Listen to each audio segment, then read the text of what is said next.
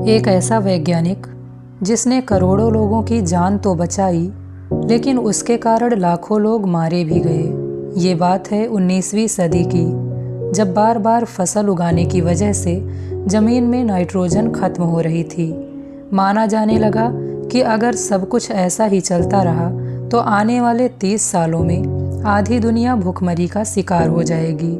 लेकिन तभी एक वैज्ञानिक सामने आते हैं, फ्रिट्ज हैबर। वह 5 साल तक इस पर मेहनत करते हैं। बहुत एक्सपेरिमेंट करने के बाद अमोनिया बनाने में सफल हो जाते हैं। अमोनिया का उपयोग करने से खेती 4 गुना बढ़ गई और बहुत से लोग भूखमरी से बच गए। इतना अच्छा काम करने के बावजूद भी बहुत से लोग आज फ्रिट्ज हैबर से नफरत करते हैं। इसका कारण है इस वैज्ञानिक का जर्मनी से होना और जर्मनी के लिए देशभक्ति।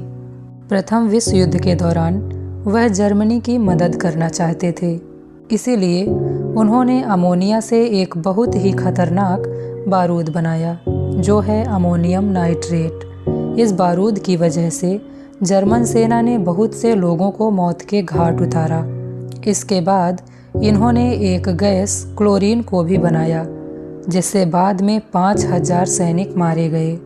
कुल मिलाकर फ्रिट्ज हैबर की वजह से इस लड़ाई में 1 लाख से ज़्यादा लोग मारे गए थे और इस वजह से हैबर की पत्नी और बेटे दोनों ने आत्महत्या भी कर ली थी।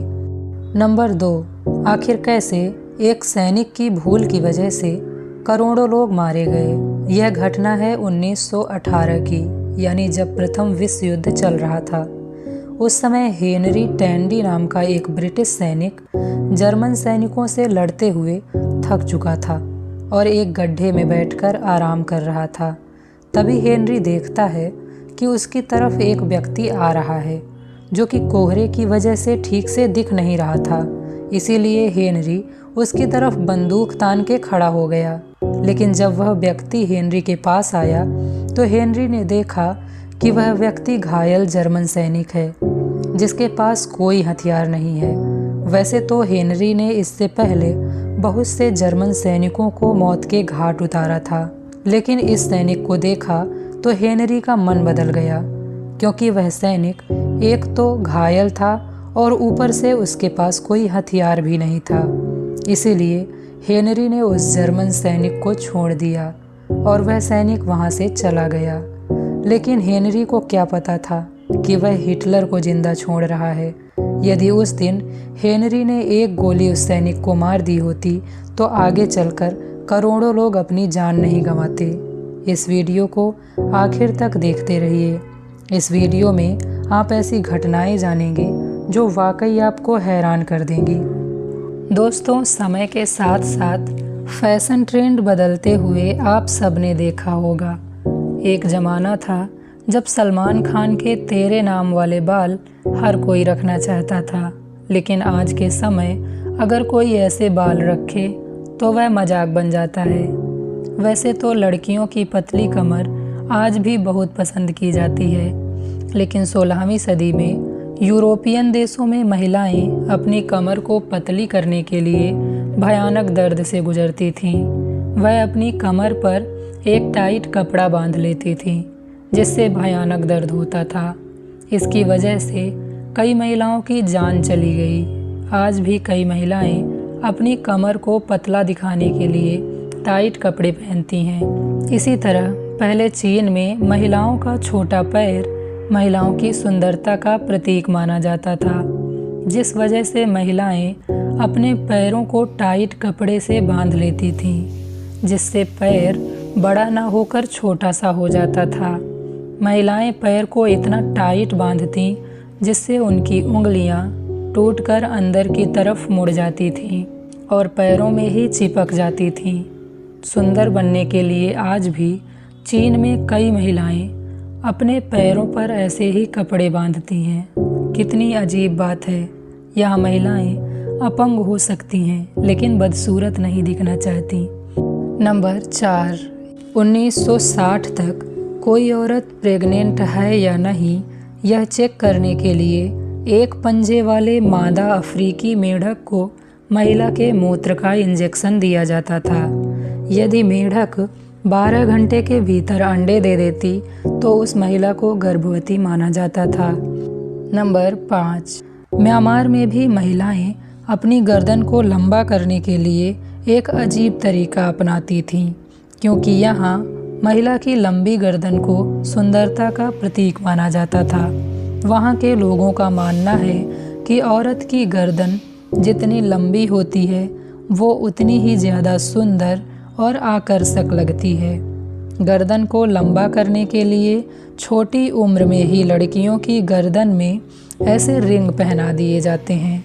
जैसे जैसे उम्र बढ़ती है रिंग्स की संख्या भी बढ़ा देते हैं जिससे कि गर्दन लंबी हो सके।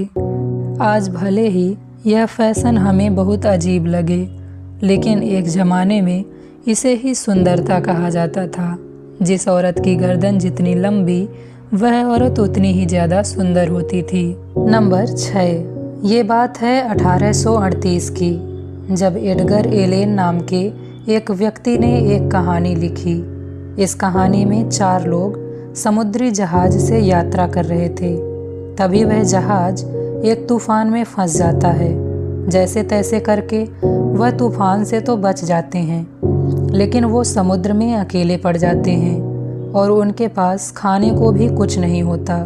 इसीलिए उन चारों लोगों ने यह फैसला किया कि हम में से एक आदमी को मरना होगा ताकि हम 3 लोग अपना पेट भर सकें और अपनी जान बचा सकें। उसके बाद उनमें से जो सबसे छोटा लड़का था, जिसका नाम था रिचर्ड पार्कर, उसे मारकर वो तीनों लोग खा गए।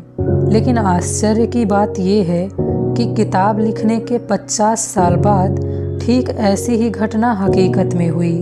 4 लोग नाव में बैठे थे और तूफान आता है और वो जहाज भी समुद्र में ही फंस जाता है। उन लोगों के पास भी खाने के लिए कुछ भी नहीं होता, इसलिए उन तीनों लोगों ने अपने एक साथी को मारकर खा लिया और जिस व्यक्ति को मारकर खाया गया था उस व्यक्ति का नाम भी रिचर्ड पार्कर था। नंबर 7, इंग्लैंड में एक गांव है हार्टलपूल। उस गांव के पास एक फ्रांस की आर्मी का जहाज तेज तूफान में फंस गया और वह पूरी तरीके से तबाह हो गया। जहाज में जितने भी सैनिक थे वह सब मारे गए, लेकिन एक बंदर बच गया जिसने आर्मी की ड्रेस पहन रखी थी। वह बंदर जैसे तैसे करके उस गांव में पहुंचा। उस गांव के लोगों ने इससे पहले ना तो कभी बंदर देखा था और ना ही फ्रांस के किसी आदमी को। जब उन लोगों ने इस बंदर को देखा तो उन्हें लगा कि फ्रांस के लोग ऐसे ही दिखते होंगे। गांव के लोगों ने बंदर से सवाल पूछे, लेकिन बंदर कोई जवाब नहीं दे पाया। इस घटना की वजह से लोगों को लगा कि शायद यह कोई जासूस है और हमें मारने आया है। इसी गलतफहमी में गांव के लोगों ने उस बंदर को सूली पर चढ़ा दिया। नंबर 8, माचिस का आविष्कार कैसे हुआ था, क्या आप ये जानते हैं? और जो लाइटर माचिस से पहले बन गया था वह माचिस जितना पॉपुलर क्यों नहीं हो पाया?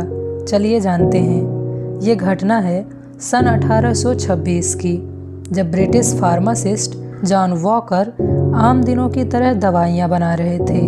वह कुछ रसायनों को एक छोटी डंडी से मिला रहे थे, लेकिन उस दिन उन्होंने उस डंडी को बिना साफ किए ही अपनी टेबल पर छोड़ दिया।